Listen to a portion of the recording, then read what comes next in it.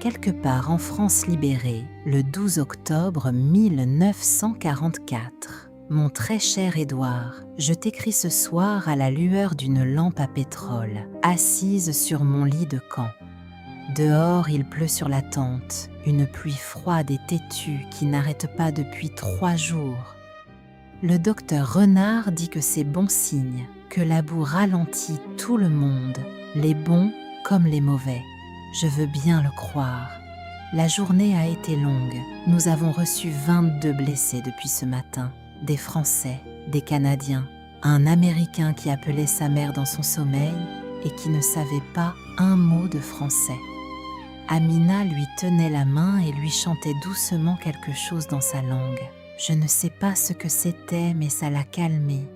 Elle est comme ça, Amina. Elle trouve toujours le mot ou le geste qu'il faut. Hélène, elle, est d'une précision chirurgicale. Le docteur Renard dit qu'elle vaut 2 médecins. Je crois qu'il a raison. Il faut que je te parle de Lucie. Tu te souviens comme elle riait, comme elle était inépuisable. Elle est partie hier soigner des blessés dans un poste avancé, à 2 kilomètres d'ici. Les bombes sont tombées sans prévenir. On a retrouvé sa trousse médicale. Pas elle. Lucie avait mis au monde son petit Paul en avril. 4 mois. Il n'aura pas connu sa mère. Je n'arrive pas à penser à ça sans que quelque chose se brise en moi. Une vie qui vient, une autre qui part. C'est la guerre, je sais, mais ça ne devrait pas être possible. Je pense à toi chaque soir. Je pense à Pierre et ses questions impossibles. À Mathilde qui devait perdre sa dent du bas ce mois-ci. Au petit Théo qui confondait encore la gauche et la droite la dernière fois que je l'ai vu. Est-ce qu'il a progressé? Est-ce que papa le corrige avec patience ou avec le sourcil levé? Je connais mon Édouard. Le docteur Renard m'a dit ce soir que nous avancions encore la semaine prochaine, toujours vers l'Est, toujours derrière les combats. Je ne sais pas quand cette lettre t'arrivera, mais sache que je vais bien.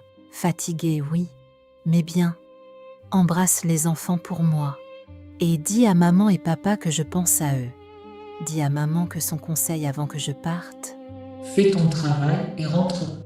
Je l'applique chaque jour. Ta Marguerite qui t'aime et qui compte les jours. Marguerite Fontaine, Unité médicale mobile, secteur Nord.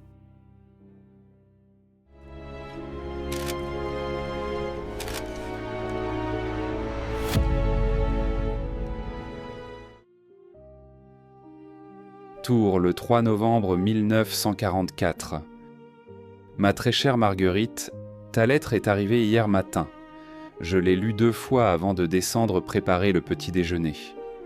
Pierre m'a demandé pourquoi j'avais les yeux rouges. Je lui ai dit que c'était la fumée du poêle. Il m'a regardé avec cet air qu'il a, celui qui dit qu'il ne me croit pas mais qu'il laisse passer. Il a 10 ans mais il en a déjà 20 dans la tête. Il tient ça de sa mère. Pour Lucie, je ne sais pas quoi dire. Je me souviens d'elle à votre sortie d'école d'infirmière, comme elle chantait faux et riait de se chanter faux. Le petit Paul grandira sans elle. C'est une chose que je n'arrive pas à mettre dans ma tête correctement.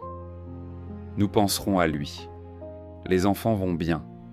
Mathilde a perdu sa dent. Enfin, elle l'a perdue dans une pomme que ta mère avait apportée, ce qui a donné lieu à un drame considérable, avant de devenir une histoire qu'elle raconte maintenant à tout le monde avec beaucoup de détails. Théo a progressé sur la gauche et la droite, ils confondent encore parfois, mais moins qu'avant. Ton père a trouvé une méthode, il lui a mis un petit ruban rouge au poignet gauche. Ça marche. Tes parents sont d'un soutien sans faille. Ta mère cuisine comme si elle voulait nourrir un régiment. Je crois que c'est sa façon de faire la guerre, elle aussi. Ton père et moi, on parle le soir après que les enfants sont couchés. Il ne dit pas grand-chose, mais sa présence fait du bien. Hier, il m'a dit « Elle est solide, ma fille. Elle a toujours été solide. » J'ai pensé que tu aurais aimé l'entendre. Ici, à Tours, le travail continue. Les données météo que nous transmettons aux alliés sont cruciales pour les opérations. Je ne peux pas en dire plus, mais sache que moi aussi, à ma façon, je contribue à ce que tout ça finisse vite. Fais ton travail et rentre. Ta mère a raison. Mais rentre entière, Marguerite. C'est tout ce que je demande. Nous t'attendons tous. Ton Édouard qui t'aime et qui pense fort à toi. Édouard Fontaine.